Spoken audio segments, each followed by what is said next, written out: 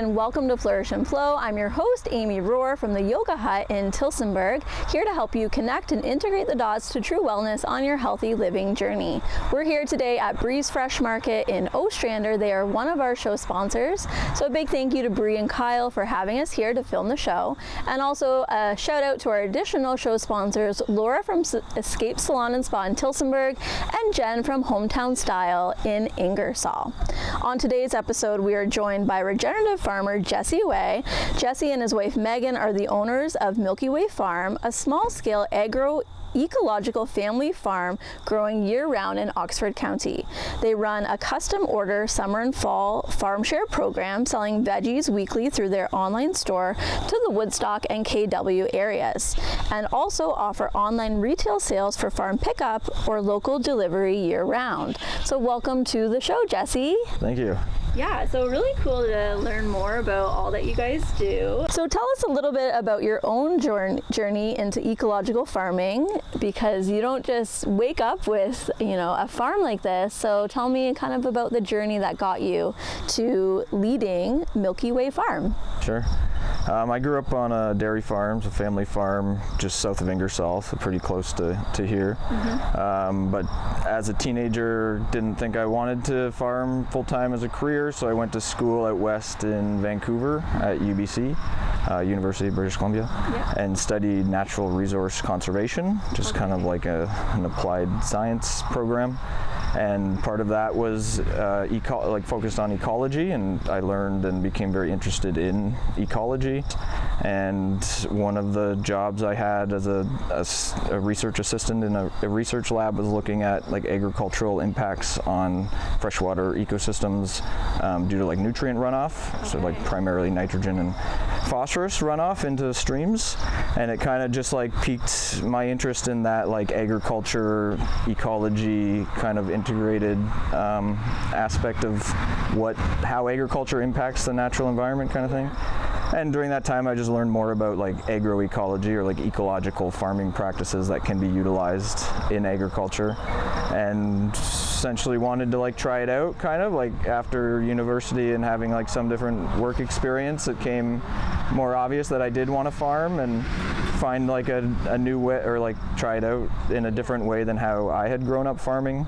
And I worked part-time on a farm south of St. Thomas at a farm called Common Ground, and that's where I met Meghan, and she was working there. Here comes Meghan. And here comes, that's where we met, there. She had already been farming for several years longer than I had. Okay. And she had kind of her own path into farming was she went to UBC as well, but we went at different times.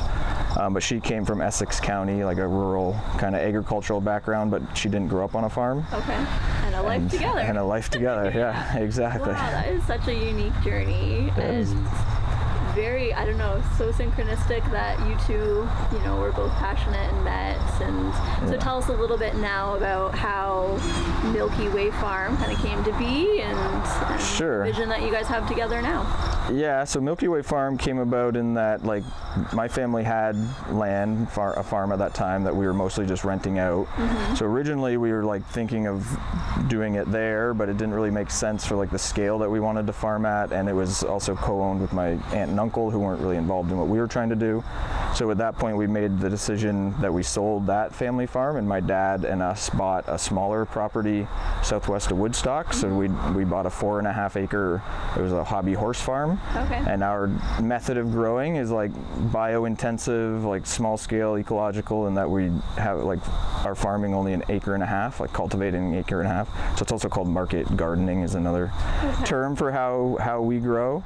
But we kind of, from Megan's experience at the other farm, there's kind of a niche within winter produce and season extension, in that in the summertime we have an abundance of locally available food in Ontario, but come winter, a lot of that, there's storage crops that you still have, but the fresh greens and things are less easily to come by. So we kind of built our farm business around trying to focus on year-round production. There's quite a few examples of the smaller scale scale and larger scale too, but farms that build, like we have a greenhouse that we minimally heat to 1 degree in the winter just to keep it from freezing, but we can grow salad mix and arugula and radishes and celery and Swiss chard, and we have a couple unheated hoop houses that we grow spinach and kale and leeks and things. So we have like quite a variety of fresh greens that we can grow and sell for the whole winter, and that was kind of part of our vision of like trying to focus on the year-round production, like offer fresh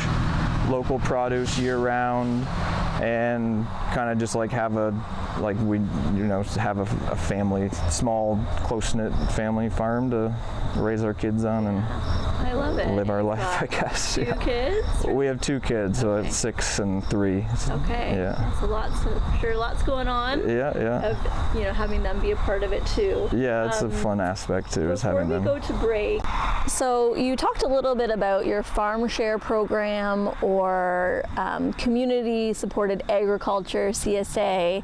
For people who don't know what that is, if you could talk a little bit more about what the farm share program is and how that works. Sure. So a CSA stands for Community Supported Agriculture, and essentially the premise is that like your customers kind of like buy in in the spring, and they buy in kind of committing to you that you get like some upfront money to help fund the farm operation in the early part of the season. A typical one, or the like kind of the older models, is that the farmers just choose a box and give you a box. Right. Ours over time, largely through like Megan's experience doing CSAs over a long time, of like people want choice, and they want some flexibility. So we've kind of built ours into this online system. So we have an online store through our website that we call it a farm share. So they prepay at either a small or large share size, and then they get the amount that they pay, they get credits, and then they can it's fully flexible in that they can order the amount that they want each week, and they can take weeks off or go away for the summer. Yeah. Exactly. So we just built in like as much flexibility as we can, and so it's not that we're deciding what they get, they're deciding based on what we have available. And our goal, or what we try to do, is just like grow as much variety as we can, so there's always lots of options. And that's part of like having the greenhouse and the hoop houses in the winter, of being able to offer fresh greens in addition to root crops, and having as much variety for the entire season that keeps customers coming all year long.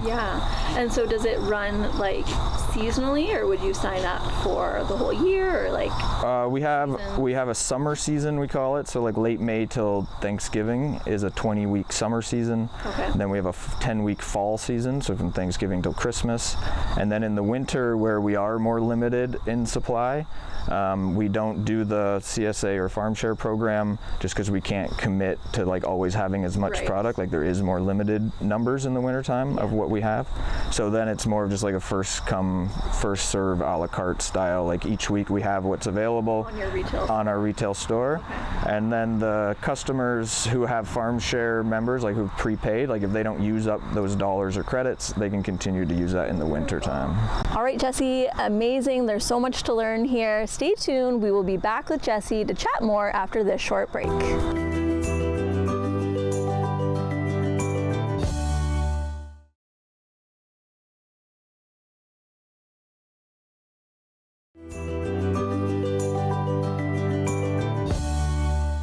Welcome back to Flourish and Flow. I'm your host, Amy Rohrer, joined today by Jesse Way from Milky Way Farm, and we chatted a little bit before the break about ecological farming and the unique practices that you guys use that make your farm a little different. If you could talk more about that, and also something you're passionate about, nutritional farming. So what do those entail?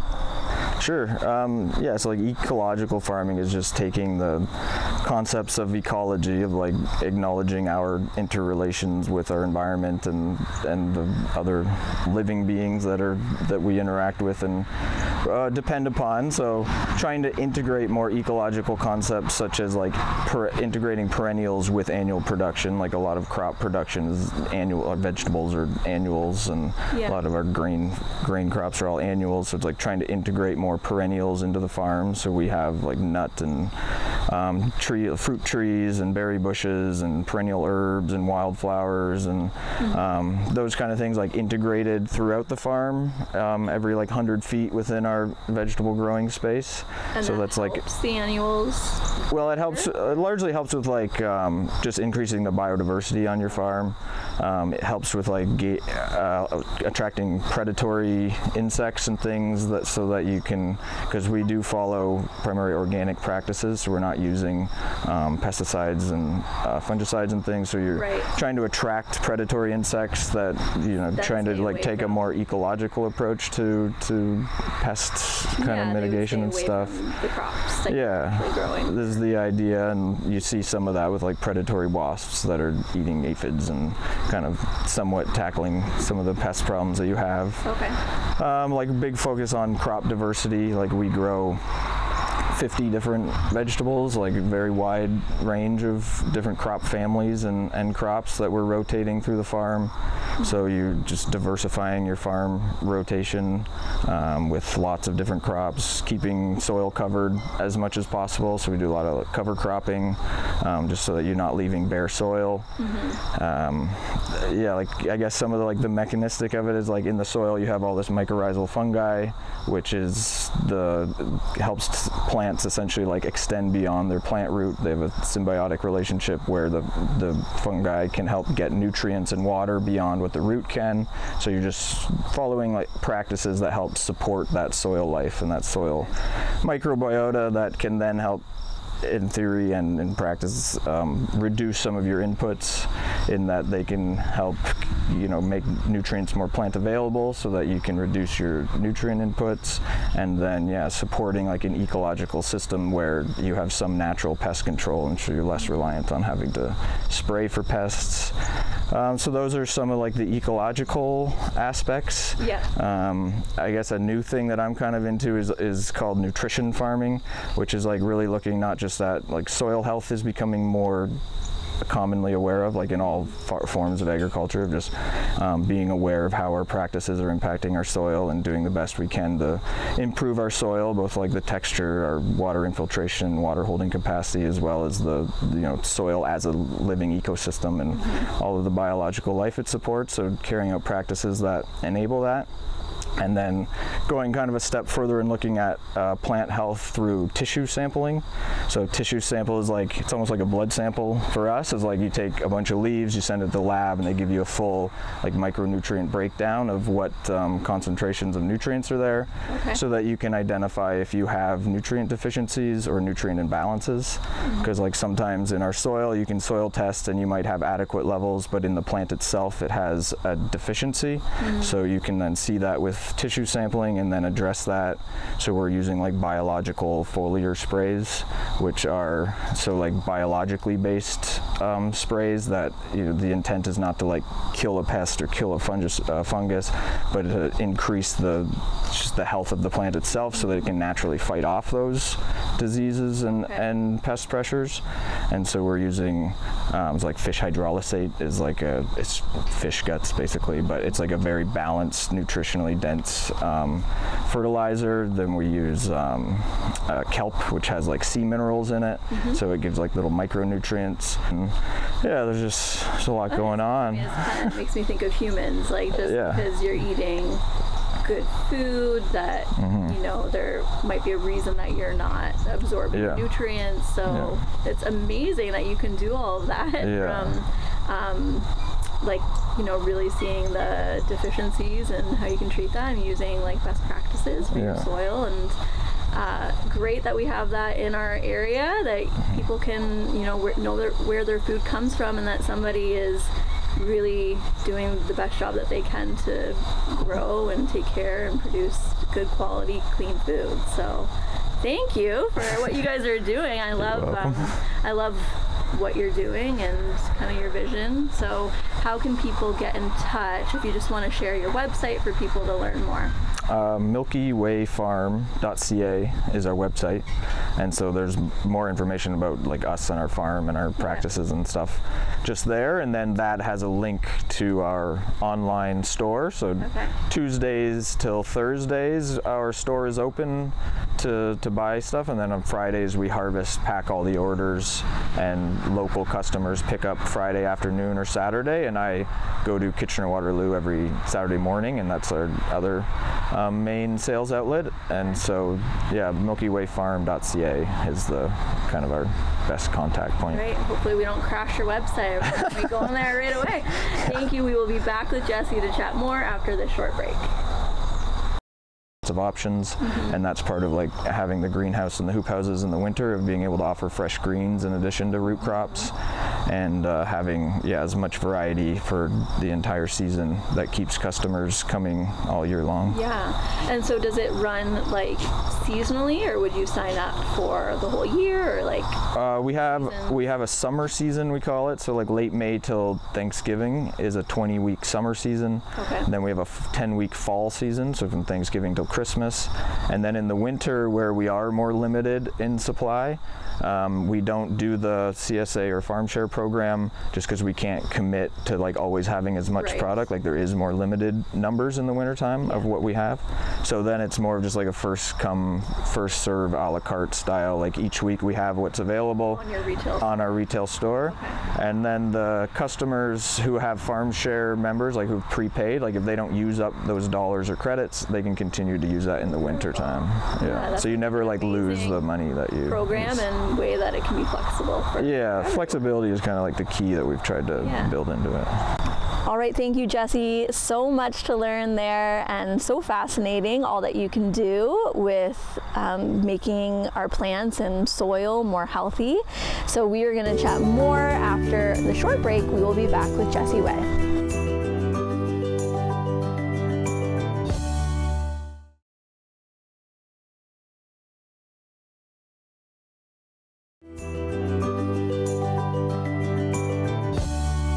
Welcome back to Flourish and Flow. We're joined today with Jesse Way from Milky Way Farm, and you shared a little bit about your family. You have 2 kids, your wife Meghan. This is obviously a big family affair, and integrative approach that you guys have. And I'm interested in just how you integrate your kids, I guess, into the work that you're doing and teach them about where their food comes from, and any tips that you might have for parents helping their kids to be more connected to their food and where it comes from.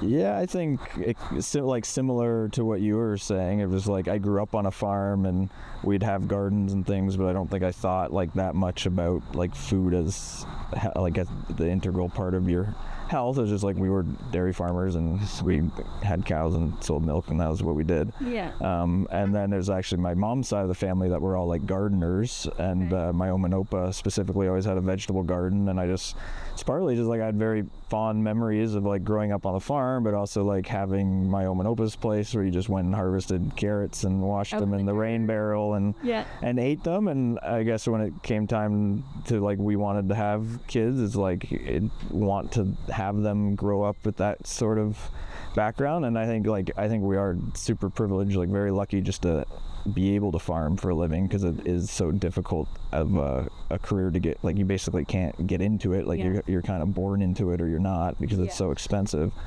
But we are very fortunate that we do, and so it's nice to have the kids around. Like they were at home full time, each of them up until they were 3, before they went to daycare and on to elementary school. So it adds a challenge to like operating the business of having the kids around, but it's also has a lot of benefits of them being able to just go pick berries from the berry bushes and pull carrots out of the ground, and they eat radishes and hackeri turnips and things that I would never have eaten as a child. And most of the time they'll eat them if they're out in the field, but they won't eat them when you try to prepare them in the house. So it's like they want to eat them when they're fresh out there.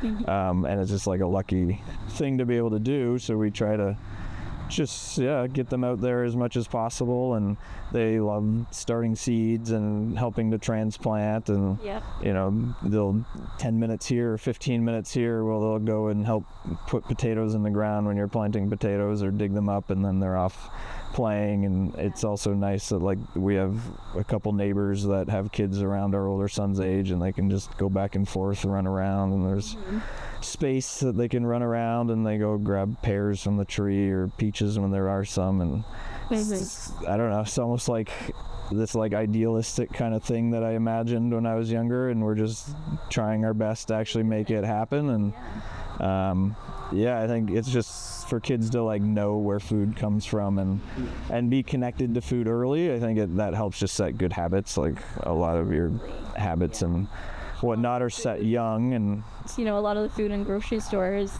not to say that we're not going to get anything from a grocery store, but we have no idea how far it's traveled. Like it's amazing that these foods are available to us in our local community. Like they're growing. And there's a lot of other local farms growing produce direct for market, and it's kind of adds an extra element to the business of like, as a dairy farmer, like you produce the product and then it's within the quota system, it's sold and accounted for, but the marketing aspect's a whole another aspect to, on top of having to actually like grow everything and do all the agronomic aspects. But having your kids kind of see it, I think like one of the issues with farming is that like unless you're born on a farm, a lot of it is like stuff you learn throughout your childhood, and eventually kids get paid to work on their family farms, and they live at home for free while getting paid. And for people to try to get into farming as a second career, it's just like there's so many barriers that it's very challenging. And it's like we don't have that great of like a formal system for bringing in new farmers to actually become farm owners, because land's so expensive and all that. So I guess we're just trying to make the most of like having the opportunity that we do have, and keeping the kids and I think engaged. Spreading it out into the community, people get to come to your farm to pick up. So that's great, because people get to meet you, they get to kind of see where their food comes from. I'm sure maybe some people bring their kids, or families kind of get to come, a little bit, free, like kind of getting exposed to like, who are the people behind. So if people are wanting to connect and learn more about the Farm Share program, or even sign up to get some of your amazing vegetables, how can they do so? So like through our website, milkywayfarm.ca, we have signups. Like right now we're taking signups for the fall, and we do take signups even through the season once it starts. So the benefits are that you get 5% discount on the price compared to the retail store, and you get advanced access. So like today, Monday morning, we were harvesting some items that have to be harvested multiple times a week, and Megan's taking an inventory of what we have available that week. So every week we're re-updating the inventory, and then on Monday afternoon, the people who are Farm Share members get first access. So if anything's like limited in supply, so like right now our tomatoes or cucumbers, like they're kind of at the end of their season, so their production is diminishing. So the CSA Farm Share members will have first access to those products, and then tomorrow the online store opens to anybody. So they'll have, some of the items might be gone that the Farm Share members, so you have greater access.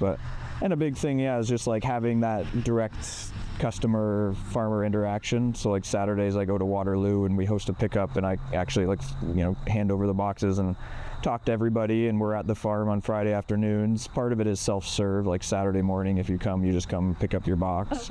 But on Friday we're usually still packing and cleaning up, and you can actually interact, and people can ask questions about your growing practices, and have a more of like a interpersonal relationship. Like a lot of our customers now we've had since we started, 5-6 years now.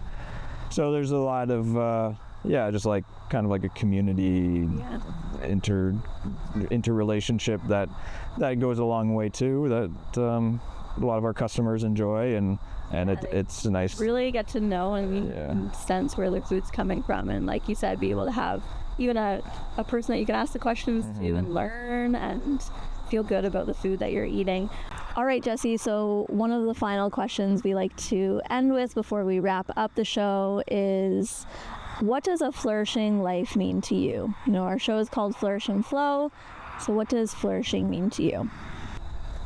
I'd say just like having like meaning and fulfillment in our work. Like our work can sometimes like exhausting and stressful and whatnot, but there's still a lot of like meaning and fulfillment in it, and so there's like, you know, you feel like you're flourishing in that we're doing something that we love and are passionate about, and I think I feel lucky to be able to do, and so that would be. Have you guys doing the work that you're doing, and thank you, and to your wife Megan for sharing your wisdom in our community, and I'm sure some people are going to be coming your way over to Milky Way Farm. On behalf of our show sponsors, a big thank you to Bree and Kyle from Breeze Fresh Market, Laura from Escape Salon and Spa, and Jen from Hometown Styles. May you continue to flourish and find your flow. We'll see you next time.